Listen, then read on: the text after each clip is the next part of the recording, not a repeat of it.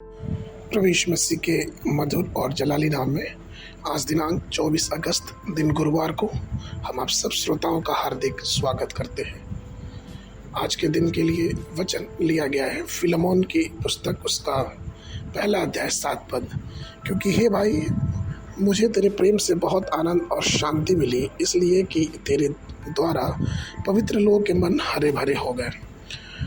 प्रियो, पवित्र बाइबल में कुल मिला के 66 पुस्तकें हैं। फिलमोन की पुस्तक बाइबल की 97वीं पुस्तक है और इसमें केवल एक अध्याय है। यह एक पत्र है जिसे प्रेरित पौलुस ने तब लिखा जब रोम के जेल में बंद था। यह पत्र फिलमोन को संबोधित करता है, जो दास उनसिमुस का स्वामी था, जिसमें पौलुस उनसिमुस की क्षमा करने के लिए प्रार्थना करता है और फिलमोन से निवेदन करता है कि अपने इस दास को, गुलाम को एक भाई के समान स्वीकार करो।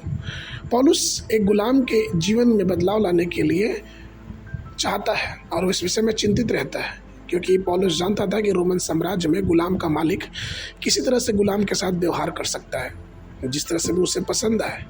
उसे अपने घर का नौकर बना सकता है, उसे अपने घर की देवड़ी पर रख सकता है कि लोग जब आए तो लोगों के पैर धोए और पोछे। उसको बैलों के समान खेत में काम करने के लिए छोड़ सकता है। उसका जिस प्रकार से मन है वैसा वो कर सकता है। अगर गुलाम उसे छोड़ के भागना चाहता है तो उसे पकड़ के जेल में भी डाल सकता है, उसे पीड़ा दे सकता है। और इसलिए पौलुस चाहता है, फिलमोन से निवेदन करता है कि फिलमोन, तुम इसको अपने भाई के समान बनाओ, जिससे वो मसीह के प्रेम को समझ सके। फिलिपियों की पत्री 2 अध्याय 7 और 8 पद कहता है कि उन्होंने दास का रूप धारण किया और मनुष्य की समानता में आकर स्वयं को शून्य बना दिया और मनुष्य के रूप में प्रकट होकर अपने आप को दीन किया और यहाँ तक आज्ञाकारी रहा कि मृत्यु, हाँ वरन क्रूस की मृत्यु भी सह ली। प्रियो, यीशु में से जब इस धरती पे था, उसने अपने आप को दास बनाया। उसने चेलों के पांव धोए और उस तौलिया से उनके पांव पोछे, जिस तौलिया को उसने कमर में बांधा था। यहाँ पौलुस इस बात को निवेदन करता है फिलमोन से कि तुम अपने गुलाम को अपने भाई के समान रखना। फिलमोन की पुस्तक पहले अध्याय के 17 पद में वचन कहता है, यदि तू मुझे समझदार समझता है तो इस गुलाम को वैसे ही ग्रहण करना जैसे तू मुझे ग्रहण करेगा। आपको मालूम, फिलमोन की विशेष रुचि थी कि परमेश्वर के लोगों को विश्राम देना, अर्थात उनको घरों में रख के उनकी सेवा करता था, उनसे सुसमाचार सुना करता था और जितना भी उसकी मदद करने चाहता था, जितना भी संभव प्रयास था, वो हमेशा लोगों के लिए करता था, उन लोगों के लिए जो सुसमाचार के प्रचारक थे।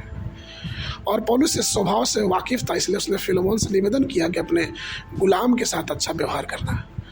प्रियो, अगर हम प्रभु में विश्राम चाहते हैं और ये चाहते हैं कि अपने हृदय में विश्राम पाए, तो सबसे पहले अपने घर को प्रभु का घर बनाना पड़ेगा।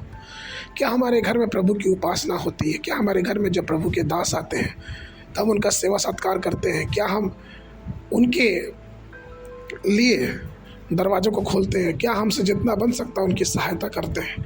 क्योंकि जिस प्रकार से हम प्रभु के छोटे से छोटे सेवक के साथ करते हैं, वैसा ही प्रभु हमारे साथ भी करता है और इस प्रकार से वो हमारे घरों में, हमारे जीवनों में एक विश्राम की आशीष को आने देता है। आज के मनन के लिए मत्ती उसका 18-11 पद देखो, तुम इन छोटों में से किसी को तुच्छ ना जानना, क्योंकि मैं तुमसे कहता हूँ कि स्वर्ग में उनके दूत मेरे स्वर्गीय पिता का मुँह सदा देखते हैं। बाइबल अध्ययन के लिए सुबह के समय भजन 116, 17 और 118। शाम के लिए पहला कुरिन्थियों की पुस्तक, उसका 7 अध्याय 1 पद से लेके 19 पद तक। परमेश्वर आप सबको आशीष देवे। सबको